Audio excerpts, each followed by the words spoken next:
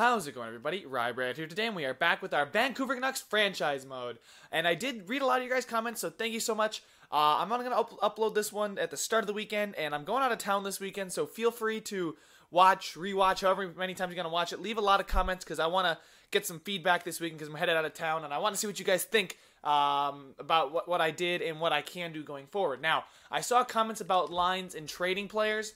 I'm not on the whole trade away Berchi boat, just because I know he plays well for us. I guess just first line ice time isn't for him.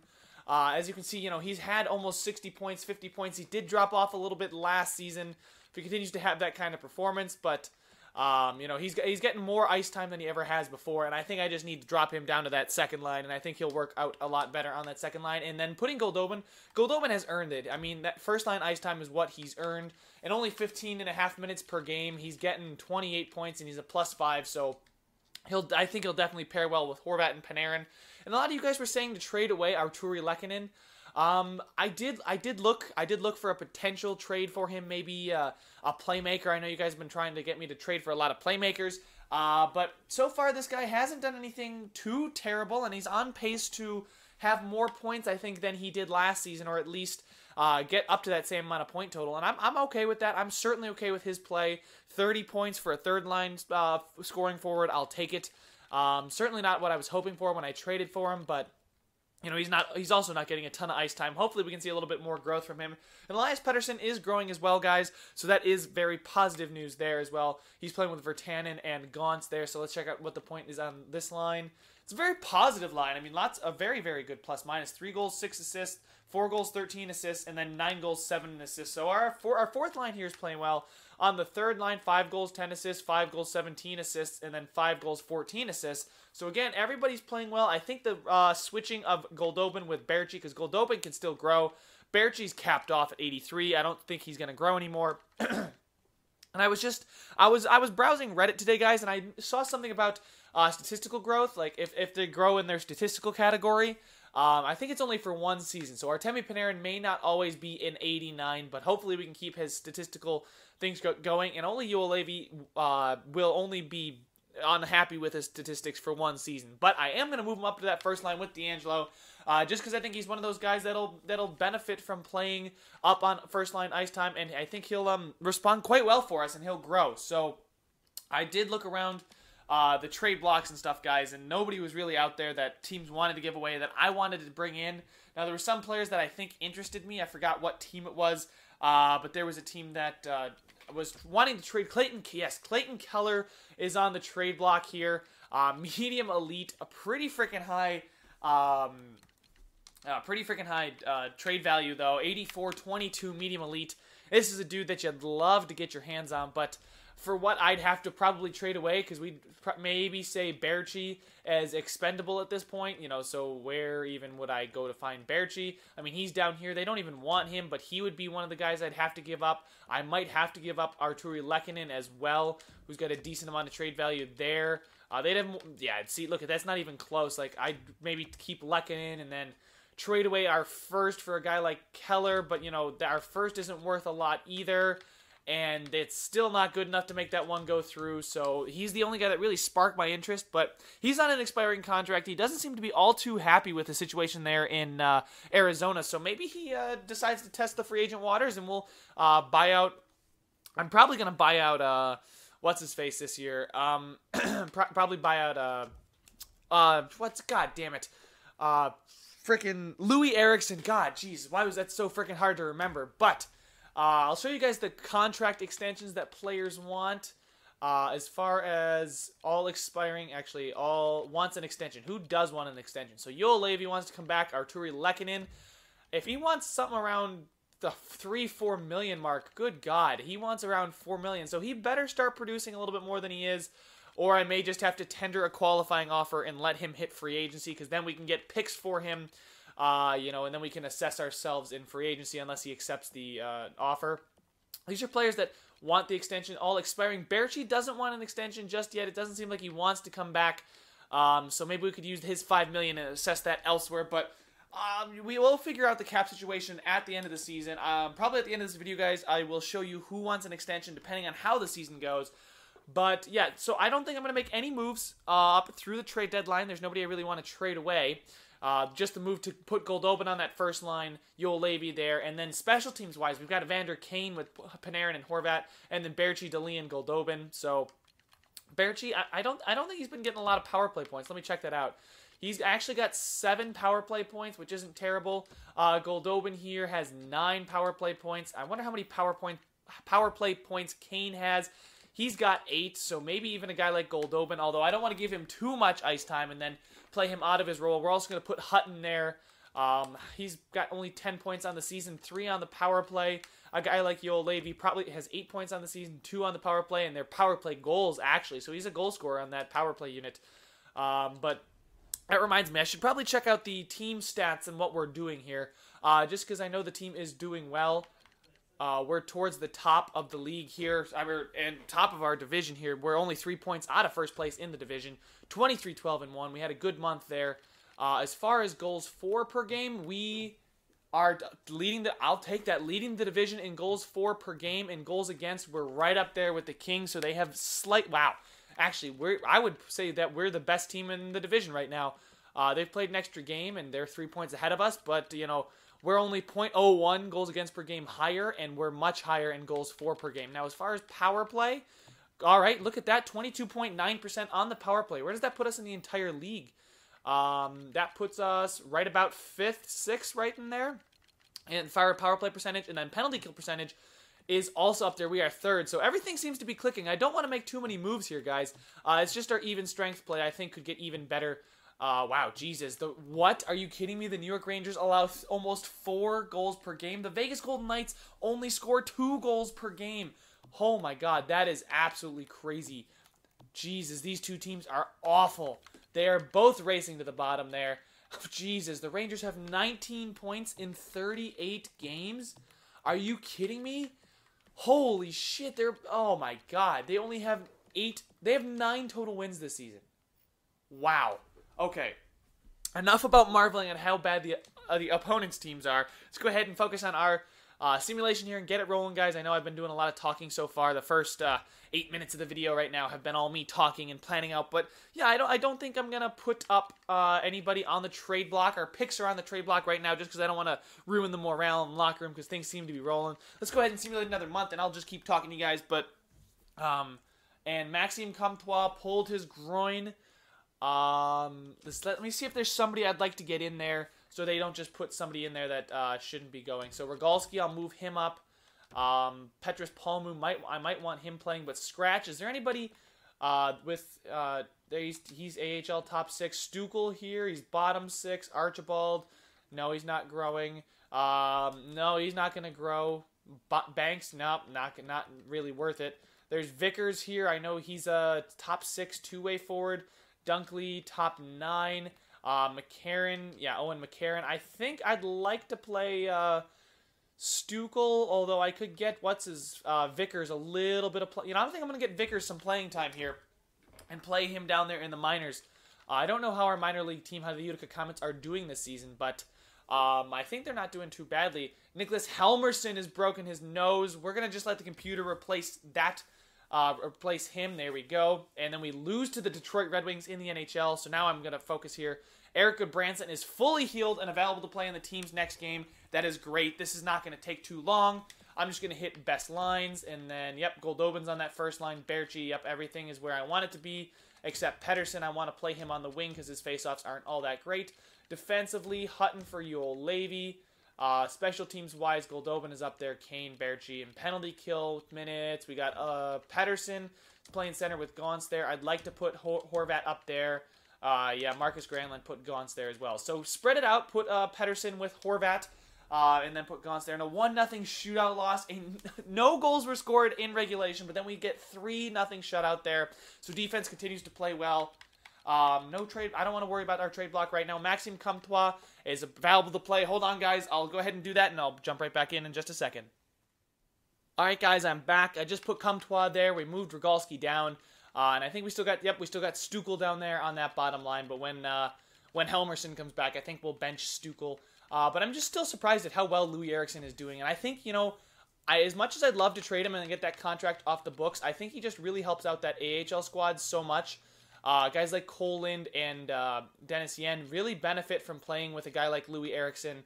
And I definitely think they're going to grow because of it. Abel's here. We're going to keep Dennis Yen on the top line there. And same thing with Reed Boucher.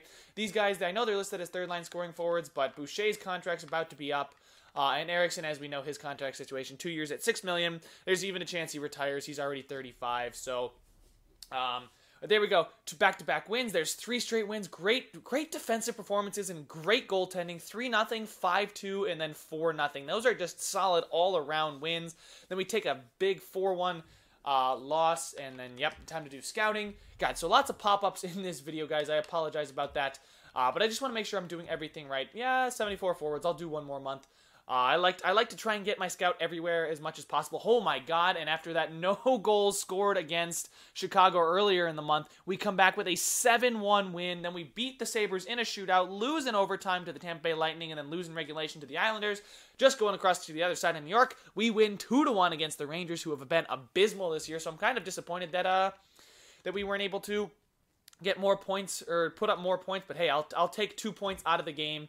Now we're going to put Helmerson back in, 61 overall sniper. I don't know how he's grown or anything, but we can check that out at the end of the video. A 3-2 shootout win against the, oh my God, we're 30, 15, and 3. This team is firing on all cylinders, and I kind of want to check out the statistics just to see how players are doing in D'Angelo. No longer point per game, but pretty damn close, and look at that, guys. We have jumped up to number 1 in the division. 63 points in 48 games, 30, 15, and 3. Absolutely fantastic. Checking out the player stats here as we approach a month until the trade deadline. Panarin, Goldobin. See, look at guys. Berchi, wow, Berchi came out. Berchi's actually been doing much better on that second line. And that first line, actually, with Goldobin, is playing quite well. I don't know how many points he had before I put him up there. But I definitely think the line is doing much better. But the nice thing to see is that Berchi is no longer a liability, and that keeping him is doing well. And then Artturi Lehkonen now has 18 points in 48 games. I don't know what that translates to in my head. It's probably about 35 points. So this is a guy we could expect 35 points from, I think, a season, which I'm pretty much okay with. The only thing is his contract worth it, but we can decide that later. Elias Pettersson in his rookie season, 14 points on 48 games played, so not too great. Yoel Levy's getting more points there. I think he had 8 points. Now he's got 9 points, so that's great that he got 1 extra point. Hutton, Yoel Levy. I'd like to see Yoel Levy overtake Hutton for points-wise, but the good thing to note that he is a plus. Stone and Stetcher are a minus pairing, while Goodbranson, Yoel Levy, Hutton, D'Angelo, the 4 of them are all plus players.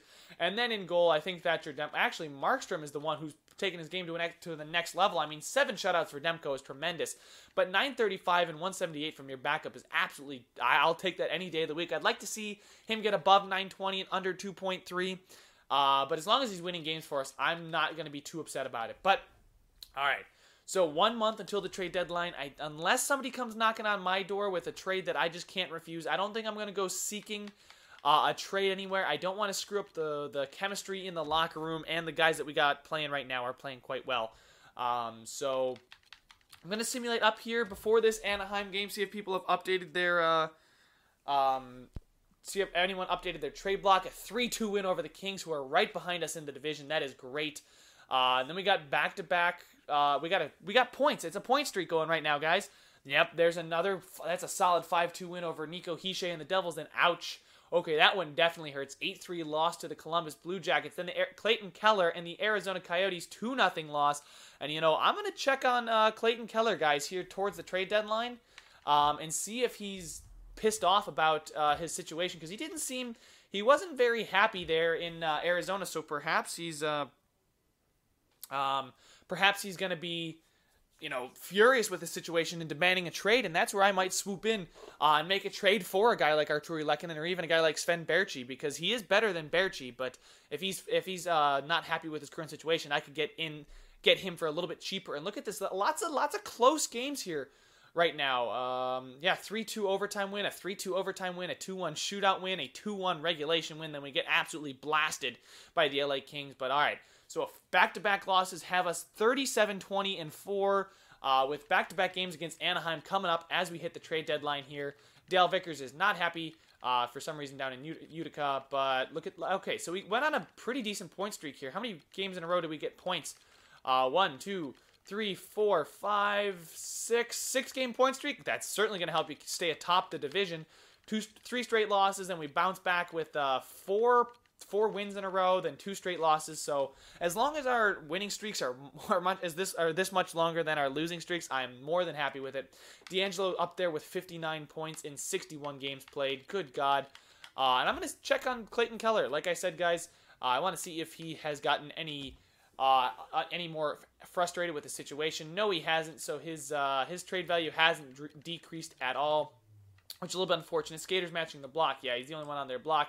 Anaheim, nope, nobody there. Boston, I'm just going to do my due diligence here, guys, just in case somebody puts somebody on the board that I'm going to probably look to go get. Nope, nobody from Calgary. Carolina doesn't even want to trade anybody. Brendan Saad, but I don't that's way too high. Hartman here, 80 overall, 26, 1 million, two-way forward, third-line scorer. Yeah, no thanks. Anisimov, 32 already, doesn't really fit the plan. Hinostroza, not really. As far as what they are offering in Colorado, not too great. Let's keep scrolling. God, it's so hard to read this red text on top of the dark gray background. Sheehan, Eakin, Abdulkader, no thank you. Nobody from Edmonton. Florida, Bukestad, not too terrible. Jelena, Schuster, Smith, Craig Smith here. How much he's got left on his 2 years at 3.85? No thank you. Basically, other players just like him. Stepan is on the trade block. Raffle, I don't know if I'm going to be able to swing a trade right now. Eric Stahl. I mean, this team is playing really well, so I'm not too sure if I even want to make a trade, but they put Mikael Granlund on the trade block at first line. Wow, he's an 83 listed as a first line forward, so maybe he's just actually really not that happy. Trade values, I'm just going to search through all of them. They had a lot of guys on the trade block. Nobody here in New York. Let's see, go to the other side of New York. They want to trade away McDonough. That would be great, but Smith here, he's upset, but I don't know if I want to take on... I mean, that'd be a great rental player, but I definitely think Stetcher and what's his... Good God, Goligoski. Stetcher and Stone will be fine down there on that 6th pairing. I think they've been doing just fine. Now, Mark Stone is a guy... I mean, Carl Hagelin here... 2 years at 3 point. He's another sniper too. I don't want to. Wow, they are in fire sale mode right now in Ottawa. They want to get all of their aging players off the books. Good God. And I don't think it's going to happen for them, unfortunately. Well, it doesn't matter to me. But Dylan and Cowan, no thanks. St. Louis has got nobody on the block. Tampa Bay, yeah, they actually took Cal Foote off the block. He's usually on the block all the time. So they did update their blocks, but nobody here that I really want to. Alex Tuck. Injured and upset with his current situation. Okay. I don't know. He's listed as a second-line forward here. He's a power forward. How is he simulating? 50 points, 20 goals, 30 assists. That's a really good season. This season he's been absolutely awful, but so is their team. Can I trade? They're a rebuilder right now, so they would like a guy like Berchi. Berchi doesn't want to return anyway, and I think that might even go through 1-for-1. Tuck for Berchi. I don't know how long Tuck is out on IR, though, or how long he's out injured. You know, I might go check that out, and I'll come right back for you guys and actually see if this trade is going to make sense. All right, guys, I have... he's going to come back March 3rd. It's February 28th, and it's just those 2 games against... Anaheim that we have to play. I still don't know if I want to trade away Berchi. Tuck is also on an expiring deal himself. He's a big old fat minus, but that's because they're 18, 41, and 2. Berchi playing, he's really improved his game here. Tuck hasn't performed, so as much as I like, even I threw in the pick just in case this wasn't going to go through, I don't think I'm going to make a trade. I looked at Washington and Winnipeg's trade blocks. I would like the Tuck trade, but I'm just afraid it's going to screw up chemistry, and he's not going to be able to get rolling like Berchi can. Now, you guys could, say that was a bad idea or a mistake not to trade him, but this team is rolling the way it is. We've got a 5-point lead on the Edmonton Oilers in the division with 2 games in hand on them. I'm not really going to screw up too much here. Christopher Gunnarsson has been injured down in Utica. A lot of injuries happening in Utica, not a lot in the NHL. Hopefully I didn't just say that and jinx us, but we'll put Cederholm in there because he's the only other defender. Oh, you know what I forgot to do? I forgot to send back down Jordan Subban to the minors because we got good Branson back. So Let's sort, but there we go. Subban, send him down. Edit lines. Surprised he wasn't getting pissed, or he might have been getting pissed and I was just missing it. But we are going to put him in there for Sautner. Or actually, no, we're going to flip. You know what? Shit. You know what, guys? Give me a second. I'm going to edit the lines just so everything looks right. And then we got the players playing that I want playing. All right, I'll be right back. So everything is set down there in the minors, guys. It's time to keep the simulation rolling here. I didn't update my trading block or anything just because there's really not anything I want to trade away for something that makes sense for us. I mean, a Tuck kind of does, but I'd rather test the waters with something I know, like Sven Berchi, instead of taking a leap of faith and then, you know, Tuck comes in, all of a sudden that second line plummets back down. We've got a big issue as we start to fall off towards the end of the season here, but back-to-back games against Anaheim, who is a pretty good squad. It's taking a little bit long to simulate. I don't know why, but I guess it's a really long game against Anaheim. And we won 6-2, but then we lose 3-2 in a shootout. I'll take that, though. That's 3 points out of a possible 4. I will definitely take that any day of the week. Now, Goodbranson is back upset. He's upset again with his performance. I really don't like to see when he gets upset because he's a totally different player when he does get upset. But here we go. We'll simulate to the last 5 games of the season, then check out how we're doing. Hopefully we get a really strong push to the end here as we lose to Boston 5-0. As I'm saying, we should get a strong push to the end. But there we go, 2-2-2. Let's see here. What do we got? SHL, Liga. Let's go to let's go to the SHL here. Forwards for 3 weeks. Only 61 forwards. Christopher Gunnarsson is available to play. I'm just going to hit continue. There's not too much I want to change down there with Utica. There's back-to-back 4-3 shootout wins, then a 6-3 loss against Eastern Conference opponent. An overtime win, because regulation and overtime wins are important, guys, because that'll be the tiebreaker. And now Marcus Granlund is injured with a mild concussion. He won't return until March 23rd. It's time to call up a skater. I guess we call up Louis Eriksson, guys. Let's freaking call up Louis Eriksson. Let's get him back rolling on the team, shall we? Oh man. All right, so we'll probably put DeLeon up here. You know what? I'm gonna put Pettersson up there. I'm gonna give Pettersson some third line ice time. And then we'll put our the man long forgotten Louis Eriksson back in the NA. Oh shit! You know what, guys? Let me edit the lines. This is an annoying video because I gotta start and stop it because there's anything. Anyway, let me go ahead and edit the lines, and I'll be right back. Alright guys, so I did fix everything. I am going to keep Pettersson on that third line there, and we're going to keep this simulation rolling here against Carolina. 3-2 loss versus Philly, a 2-1 shootout loss, 5-1 win. Okay, I was gonna say, if we start going on a bad losing streak, and now Granlund is fully healed and ready to play again. So, let me go ahead, edit these lines, and I'll get right back to you guys. So I'm actually going to keep Louis Eriksson up on the roster, and Elias Pettersson is now true 80 overall, listed as a third-line checking forward. Jonathan DeLeon listed as a second-line forward. I'm going to play these guys together. I'm putting Pettersson on that third line just because he's now listed as a third-line forward, so I want to play him there. I know he's listed as a third-line checker, but it was either him or Arturi Lehkonen, and I'd rather see a guy like Elias Pettersson, although, you know what? No, we're going to keep him down there on that fourth line. He seems to have really enjoyed his time down there on the fourth line. Now, he's got 20 points in his rookie season, so he's doing quite well for us. Defensively, we're going to keep Yoel Levy, who's now an 83, up on that top line. And I thought I saw somebody might wanted to talk to me, but that was just going insane. There we go. And now on the power play, we're going to keep the same thing going. Goldobin, Hutton, D'Angelo, and Kane, Granlund, Berchi. So I'm really excited to see what this team can do as we start heading towards the playoffs here, guys. But right now, the team is pretty good. I'm going to go ahead and send Gauntz. Actually, I'm going to keep Gauntz up here. I'm going to leave him scratched, though. He's listed as a fourth-line forward, so I hope he doesn't get... If he starts to get upset, I may send him down. But I think we're good to go here because I just don't want to screw up too much down there in the AHL because that's a pain to play all those guys in a 3-2 win against the Kings, who are right on our heels, followed up by a 3-2 loss against the Calgary Flames, a 3-2 overtime loss to the Arizona Coyotes, then a 2-0 shutout loss to the Nashville Predators. So, not too great right now as far as how we're playing. Let's go ahead and go defenseman. I'll go 3 weeks for defenseman in the SHL. Why not? Can we revenge ourselves versus Nashville? We cannot. Please beat Vegas. A 2-1. It took overtime to beat the Vegas Golden Knights, but we did secure our 44th win of the season here. With 5 games remaining, I'd like to see us get up to maybe 46, 47. With 5 games left, I'd like to see us go 3-2-1.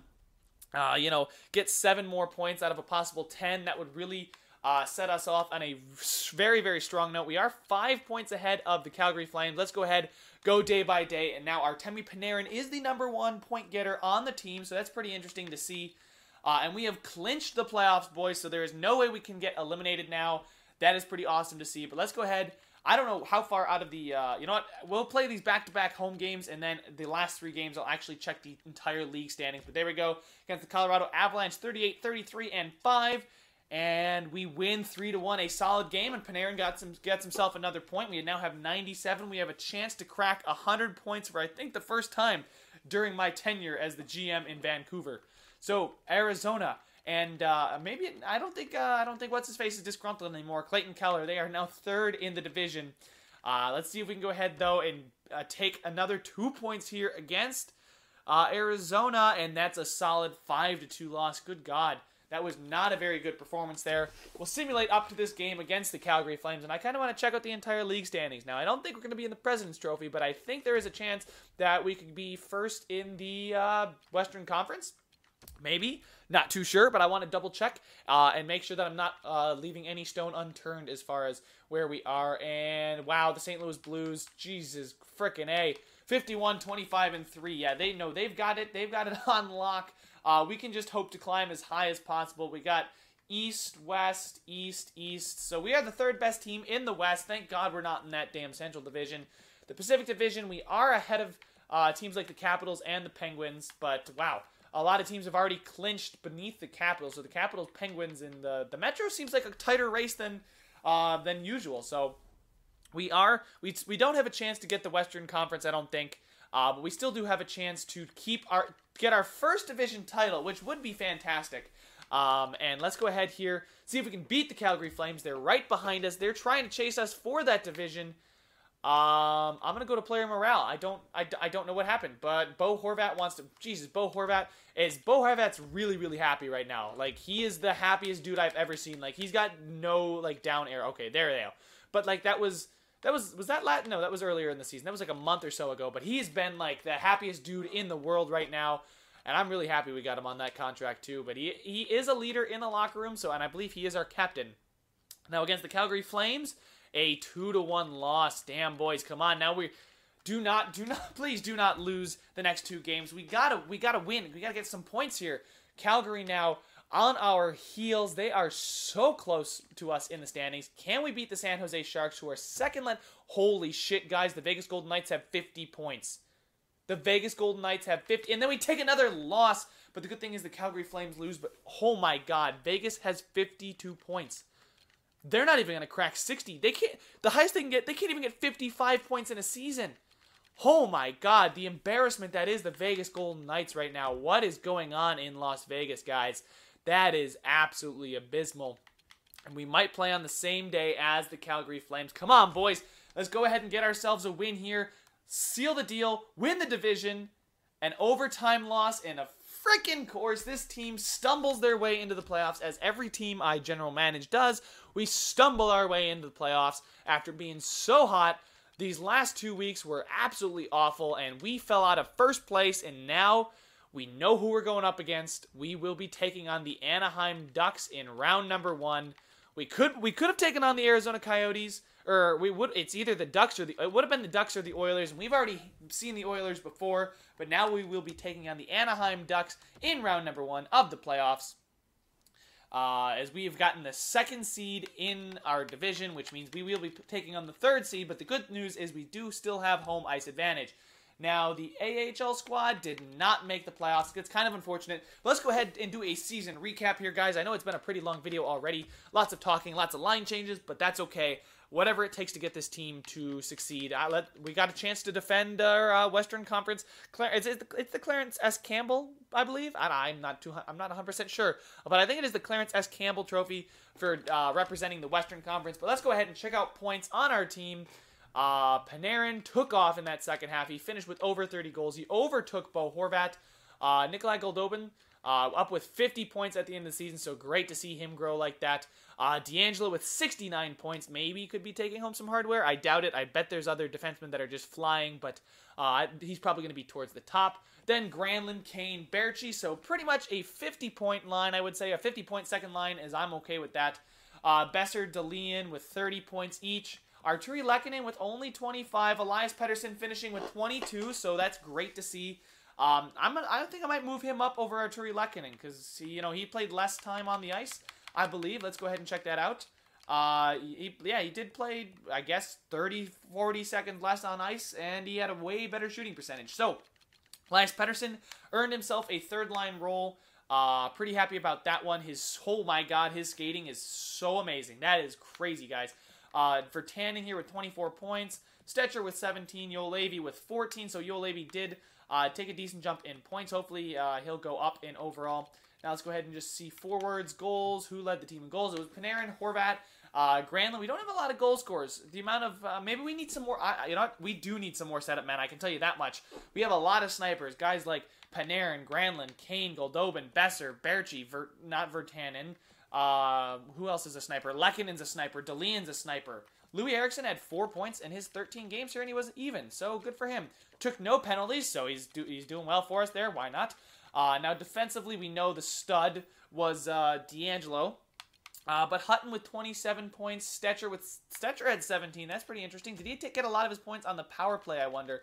Only 2 power play points, so he actually performed quite well on the offensive zone. And Olli Juolevi hopefully will jump in the offseason because I think statistical growth is what's holding him back. I will double check the statistics, the player growth, and yeah, not what I wanted to see. I did not want to see these guys go down. I guess what happened is Markstrom couldn't come in like every other game and just absolutely steal the show.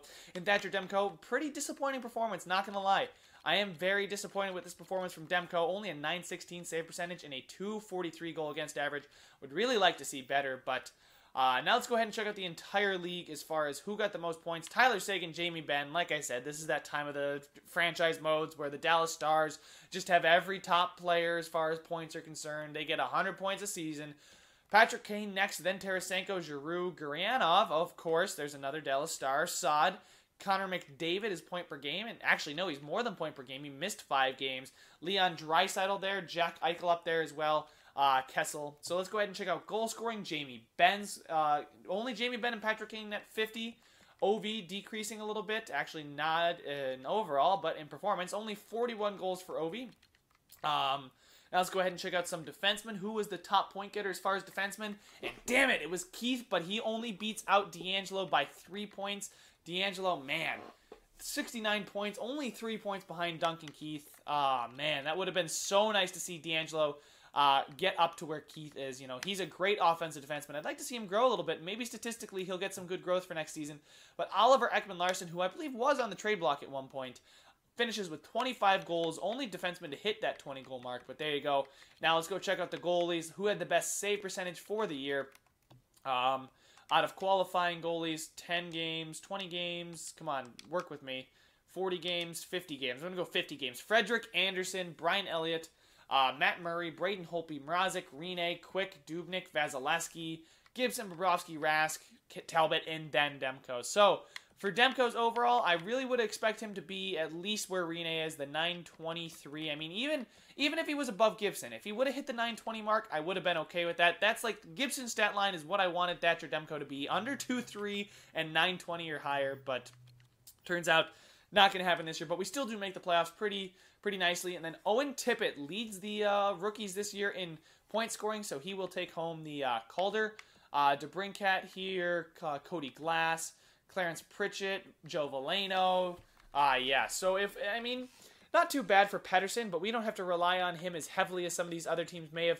Like, I don't know what kind of ice. You know what? Let's sort by the most time on the ice. Who did, yeah, see, look at this, guys. Time on ice. This defenseman. Yeah, so we got some defensemen up here.